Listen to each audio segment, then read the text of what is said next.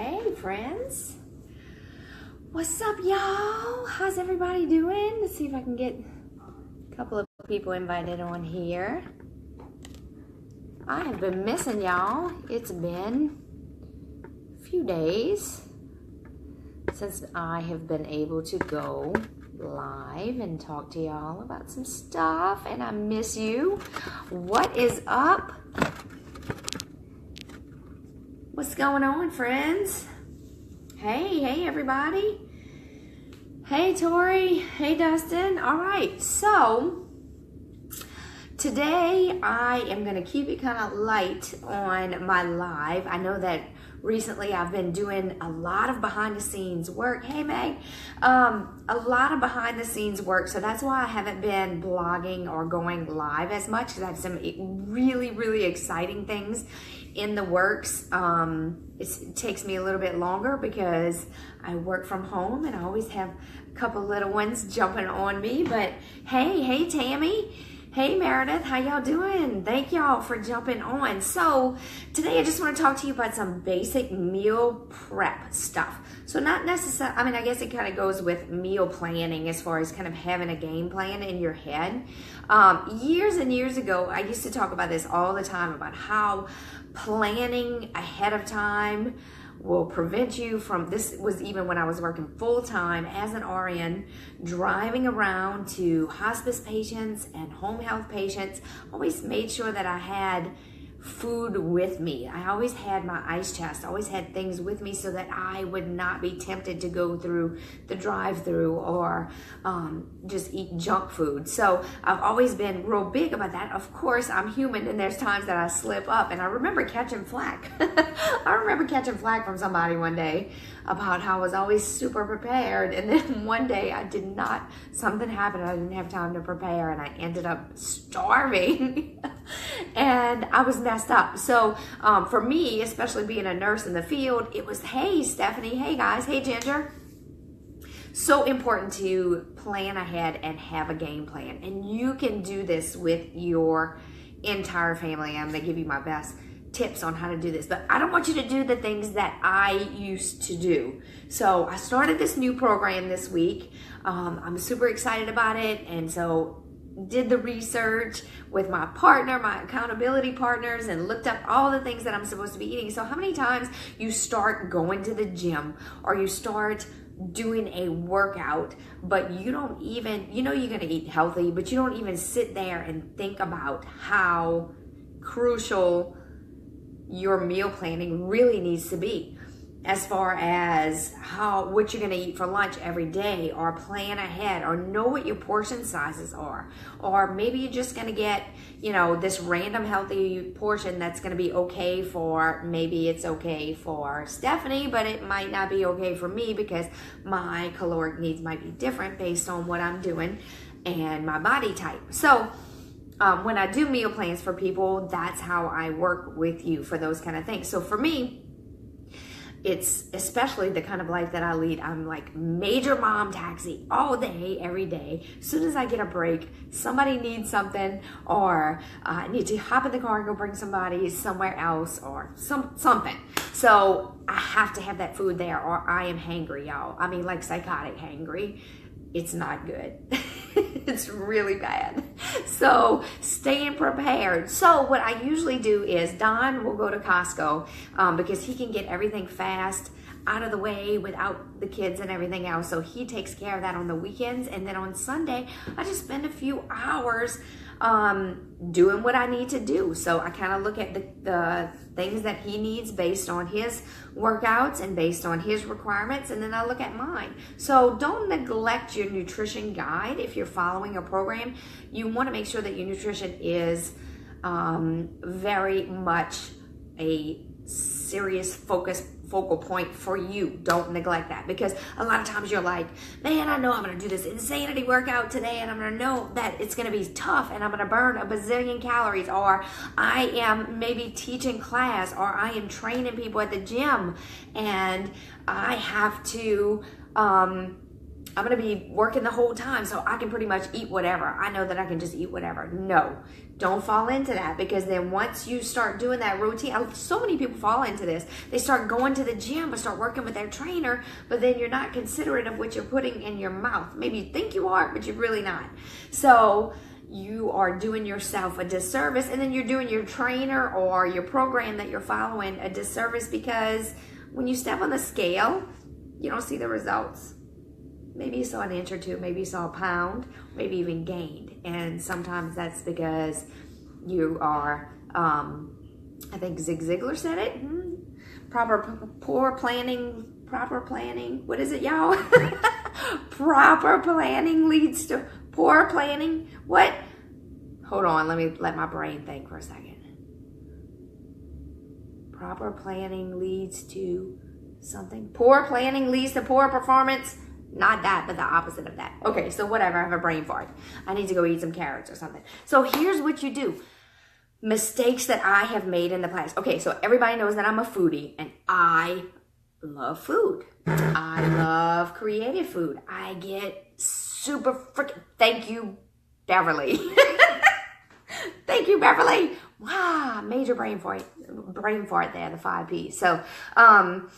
So I get super bored, obviously, with a lot of different things. And one thing that I get super bored with is food. I cannot eat. Now, my husband eats the same thing every day. He has no problem eating that. It's totally fine. He just eats it, and it's no big deal. But for me, it is a problem. And I want to be creative in the kitchen, and I like to make all these fancy recipes. And sometimes that is an issue, because when you have as many kids as we do, and you have to be all over the place, and you have full-time jobs, or you work at home, which is still a full-time job, or you stay home with your kids, it's a full-time job. You do so much better by planning ahead so that you don't mess up or be tempted to be hangry and eat like a whole bag of Snickers or whatever people eat these days. So like for me, I lick a Frito or something bizarre. So make your meals simple. Tip number 1, it doesn't matter. You need a protein, you need a vegetable, you need a little healthy carb, and I'm not talking about like white potatoes and waffles and all of that. Hey, Mandy, you know, waffles, probably not the best. Processed stuff, y'all. Lay off the pancakes and those kind of things. Biscuit in a pinch, once a week, you having a treat breakfast on Sunday or Saturdays, that's cool. Yes, I had to confess that I licked that Frito that time too, Ginger. That was really bad. Look what Phoebe brought me, a carrot. I did need one, thank you. It's gonna be my brain fuel, but then it'll be too crunchy for my video. So, okay, so keep your recipes simple. It's okay to try some fancy things. Maybe make one thing that has a bunch of different ingredients, but then you can throw a whole bunch of, you know, if you're eating meat, put a whole bunch of meat on the grill.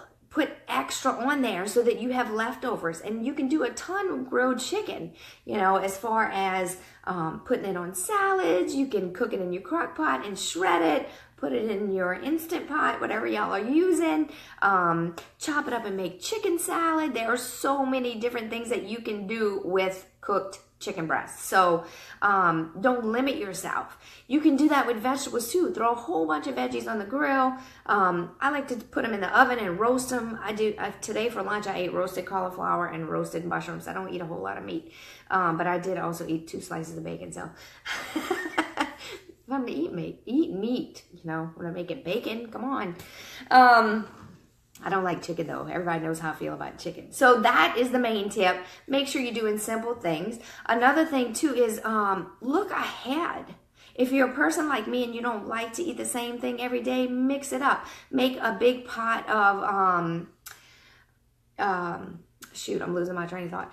You have your roasted veggies, you have all of your meat. Make also some soups. You can do soups, that's easy. You can also do a big bowl of rice or a big bowl of quinoa that you can make in different ways. So then you have your quinoa, it's already made, scoop it out into your portions either that morning or the night before you have to go to work or wherever you're going. And it'll be super easy. You just throw those grilled vegetables in there, throw your meats, and then you have a super easy meal. I do this a lot of times for Phoebe when she has to go to work. Make a big batch of something that they can swap out what vegetable they want. Chop up your veggies and your fruits in advance. That way they can just grab and go in the morning. I'll do sometimes stuffed bell peppers with turkey, and I put the turkey in the fridge, and then I can just tell Don you have an option. You have an option of, you know, shredded chicken, or you have ground turkey, or you have turkey meatballs in there, and then he can pick up whatever vegetables he wants and just kind of build his own meal based off of that. So grab and go things are easy, but it's better to go ahead and do things with less processed stuff. So you may have heard that highly processed granola bars are probably as bad as a Snickers bar or a candy bar because they have so many different things in there, y'all. Chemicals, they have so much soy. It's not that I'm not okay with some soy in certain situations, but I don't feel like that's something you should be eating all the time, especially highly processed things that have tons of added sugar. Also, if you feel like you're craving sugar all the time, our sugar detox group is going to be opening up next week. You want to get on the waiting list for that too, because we're going to teach you how to break that sugar cycle, how to, if you have to grab something in a pinch, how to read the labels and make sure that you're not getting something that says green beans, but it has 5 different types of sugar broken in the ingredients list. Or how to look on your yogurt label and read whether or not it's natural occurring yogurt sugars or it's added sugars on top of the natural occurring sugars that are already in dairy. So let's see, Meg. Yeah, quinoa is so versatile, right? And it's good because it's a complete protein that, you know, a lot of people are like, if you don't like to eat a whole lot of meat, quinoa is such a great source of protein. If you tolerate grains well, that's something good. And it's high in antioxidants. So yes. If you go on my page, Meg, or just shoot me a message and I'll add you to the waiting list for that. It's 5 days. It's super easy. We actually get you to do a little bit of meal planning ahead yourself, so you kind of get in the routine to see how easy it is to make a simple meal. I think I've had a couple of people on here that's been in our sugar detox group that can testify to that. It doesn't have to be some big fancy gourmet meal. The whole family can be prepared. You can get your people in there starting on healthier meals a couple of days a week. And just planning ahead, guys, just prepping those things. Use your containers. Maybe you make, you put out like 5 little containers with lids on it with salad in it and chopped carrots or cucumbers. Or you keep your chopped carrots and cucumbers in a separate area, and then in the morning or the night before, you just throw it all together, add your chicken on top or whatever you're eating on top of that, and then you're good to go and grab it and go. Yeah, hey Danielle. Oh, I'm so glad y'all did it with us. It was, it's always fun, you know, and it's interesting to me to see how people respond to it. If you're craving sugars all the time, it might be something you want to consider. It'll definitely give you a jump start in the correct direction. We provide a lot of education on that, and that's fixing to open up again. So we'd love to have you in there. If you've had good results with it, feel free to share. You may have some friends that might be able to benefit from that. And so yeah, that's basically what I do.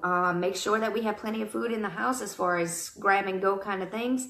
Usually it's carrots for me, or celery. If you've been watching my story, you'll see that Cruz and I take a morning walk and we all have our celery sticks. Grab some nut butter. Your snack doesn't have to be some kind of crazy snack. So good ideas for snacks are boiled eggs, lots of protein, right? Carrots and hummus, carrots and guacamole, celery and some kind of nut butter like almond butter. Try to stay away from peanuts because peanuts are inflammatory.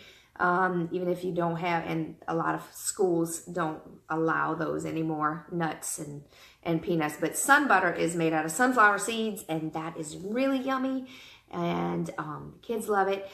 Breakfast things, y'all can make egg muffins. Super easy. You just throw whatever you like in your eggs. Throw it all in there, mix it all up, scramble it, put it in a muffin tin, bake that, and then put it in a big container, Ziploc bag. And Phoebe will grab 3 or 4 of them and head out the door and snack on them on the way to school. Those are just really awesome grab and go things. I have to make plain ones for Don because Phoebe likes hers with jalapeno and a bunch of other stuff in it. And Don likes his stuff kind of straightforward. So easy things that you can do. Sometimes we just don't think that way. Sometimes we think, especially here in Louisiana, food is love, and we love to come up with all of these delicious recipes, which is fine, but not always the healthiest thing for you to do. So a lot of people have eliminated red meat and things out of their diets, and it's okay every now and then to treat yourself to some red meats. Meal prep stuff, there are lots of meal prep services. I do want to give a shout out to my favorite meal prep service out there, which is Jason Rivas at Dutchtown Coffee Bar. Yes, you can ask a question. Please ask questions if y'all have questions. I'm live. You can ask whatever you want at Dutchtown Coffee Bar, because Jason is very knowledgeable on heart health and how to prep those meals in a certain way, and they are certified by GoFit by Ochsner. So if you know somebody that has certain dietary needs for medical reasons, he's a good person to go to, and he makes very simple and straightforward delicious food. So yeah, let's see. So Meg is asking, how do I know how many calories to count for your daily intake? And how do I know how many calories to burn when working out or walking? You're welcome, Jason. Keep doing what you're doing. All of my clients that I've sent your way have been very satisfied. Let's see. You know, Meg, it's very individualized. You can send me a message and we'll do a free consultation, and I'll help you kind of decide based on your body type, based on your activity level outside of the exercises that you do, and how to figure it out. I know this is not a knock. Please don't get offended if this is your jam. Some people use Weight Watchers. I am of the school of thought that Weight Watchers is a good stepping stone. But once you learn how to do those things, you can progress further with that. It's not 1990, and you can progress a little further with that with some of your meals. That's totally not a knock on that. So I hope nobody gets offended by that. Weight Watchers is good and it works, but it's really hard because everybody is different, right? There's not one set plan for everybody. And so sometimes I see certain people get their meals a certain way, but it may not be what's appropriate for you. If you are a lady, let's say, who is maybe you're 5'11", and you weigh upwards of 200 pounds, and your whole family is big and tall, and you are trying to eat the same amount as somebody who is sedentary and who is maybe recommended by MyFitnessPal or another app to eat 1,200 or 1,300 calories, you're not going to lose weight that way. It'll jumpstart you. It's a good place to start, but that's not something you want to continue long term, because everybody is different. Everybody does things different, and we all have different factors. So it's so individualized. Don't lump yourself into a group. And if you tried all of these things and it's not working, you need individualized help. So years and years ago, when I started doing meal plans and helping people out with that, I used to do like specific calculations and equations, and oh gosh, it was like a nightmare, because my people, I'd give them these recipes and then they were having to try to figure out how many calories and what their portion sizes were, and that has become so much easier. I do it a totally different way. I use a certain tool that I like to help measure out portions. We tweak it along the way. So if you have questions about that, don't hesitate to ask. Send me a message. If you go to my website at coachadrienne.com, there's a button where you can click. I think it's even on my Facebook business page too.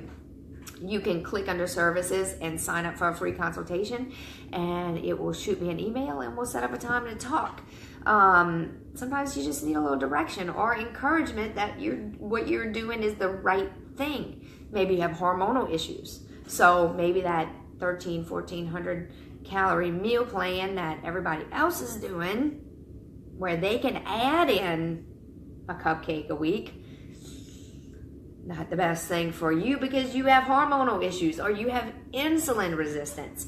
Maybe you have some kind of metabolic issue going on. So everybody's different. Don't put yourself in a box and try not to get discouraged because there's not one specific diet that works for everybody. What works for me is not going to work for you. It may not work for you. What works for Angie, it may not work for me.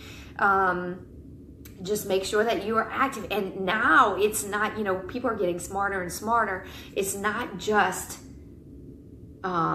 eating healthier or eating less and exercising. Sometimes eating less and exercising will actually make you gain weight.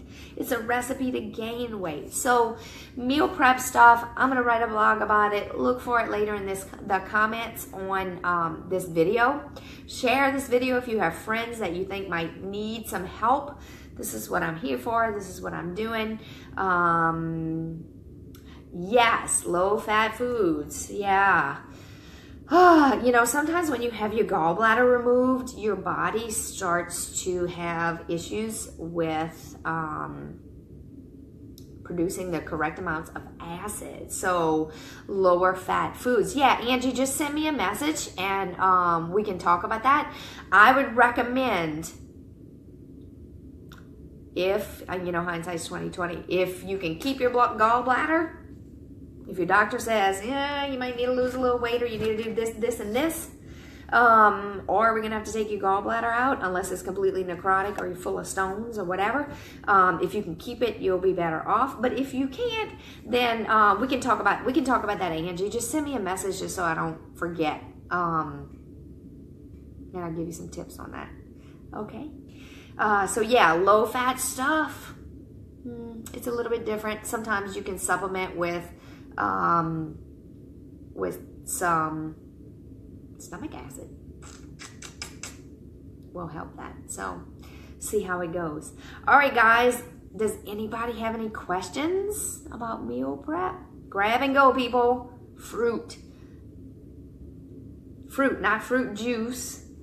Squeezed. If you're squeezing your own and then you're eating the pulp, it's probably better than just drinking straight up juice, apple juice or orange juice from the store, because the way that God intended us to eat fruits is to eat the whole thing because it has fiber in it. So when you eat that whole fruit with the fiber, it keeps your blood sugar more even throughout the day, and that's what you want. You want an even blood sugar. You don't want a blood sugar that spikes up, and you don't want one that dives down, up and down all day. That's when you get into problems. Or if you have insulin resistance or diabetic type issues, that's called a brittle diabetic. And we don't want you to be brittle. Super high, super low, all over the place. We want you to be even as much as possible. So lower glycemic index foods, things that have fiber in it, the fruit. So another thing you'll learn in my sugar detox group is that when you are stressed out, so I don't mean just like stressed out because you're worried about something. I mean, your body is under stress because maybe you've been working or you started a new workout program and your kids are sick and you're trying not to get that junk, or you have emotional stress, or maybe you have an injury, or maybe you are sick yourself. So when you have those kinds of stress, or you're overly tired, you're not getting enough sleep, your body craves sugar, because in those times of stress, your brain needs sugar to function, y'all. glucose is where it's at. And I don't mean that white powdery stuff. I mean the stuff from the actual fruit. So go get, the next time you're like, I have got to have a cupcake now. Don't go have a cupcake. Go eat a big old apple, or eat some watermelon, or some strawberries, or a handful of grapes, and drink a big glass of water and see if that kind of alleviates that, because that's your brain's way of telling you, I need a little sugar, help me out here. But sometimes we grab for that processed old sugary stuff. So you want to try to keep your blood sugar as even as possible. So if you have questions, I'm here for you. Shoot me a message. Thank you for spending a few minutes with me, and I will post that in the blog later. Or you can hit me up for our consultation at CoachAdrienne.com. I appreciate all of you so much. I miss going live. I'm kind of backing off a little bit on my lives and my blogs because I'm working on some really exciting things. So be patient with me. I've got some fun stuff coming up. Downloadable, exciting things. And if you got a problem with sugar, if you have a problem with carbs and you're craving it all the time, come see me for that sugar detox, and we'll get you, see if we can break that crave cycle. All right, peeps, have a good one. Bye.